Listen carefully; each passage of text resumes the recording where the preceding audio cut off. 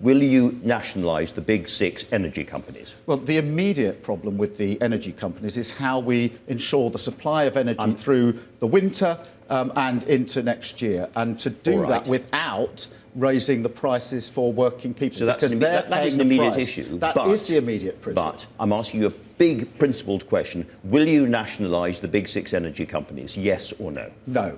No, you will not. This is what you said as part of your 10 pledges. Public services should be in public hands, not making profits for shareholders. Support common ownership of rail, mail, energy and winter. You promised that 18 months ago, and now you're saying no. Why? I don't see nationalisation there. There is what else does public hands mean? There's a world. Well, public services should be in public hands, but when it comes to something like energy, we've got an immediate problem in the next few months that we've got to solve.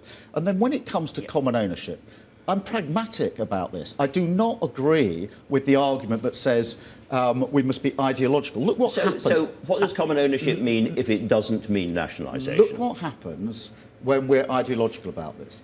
Track and trace put into private sector, £37 billion, when we were arguing it'd be better in the public sector with local authorities. So I'd be pragmatic about it, and where common ownership is value for money for the taxpayer and delivers better services, then there should be common ownership. Poor Ed Miliband believed you when you said that, and he was asked on Newsnight just the other day about this exactly, and he said, we're in favour of common ownership, absolutely. Wait for the conference, but Keir Starmer said in his leadership campaign he was in favour of public ownership. We haven't changed that commitment. Maybe we haven't, but you have. Andrew, I've just set out the principles we will apply.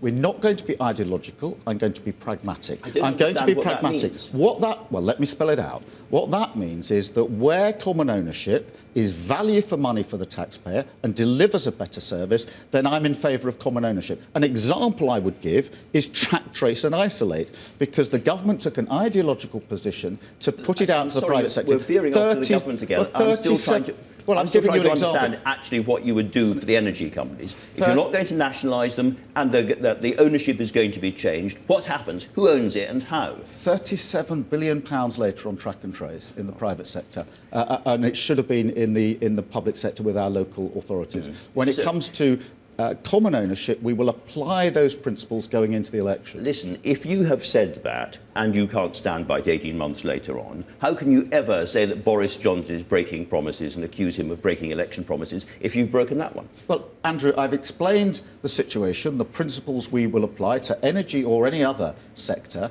and we will apply it. It's common sense. If it's value for the taxpayer and it delivers a better public service, then we would be in favour of common ownership.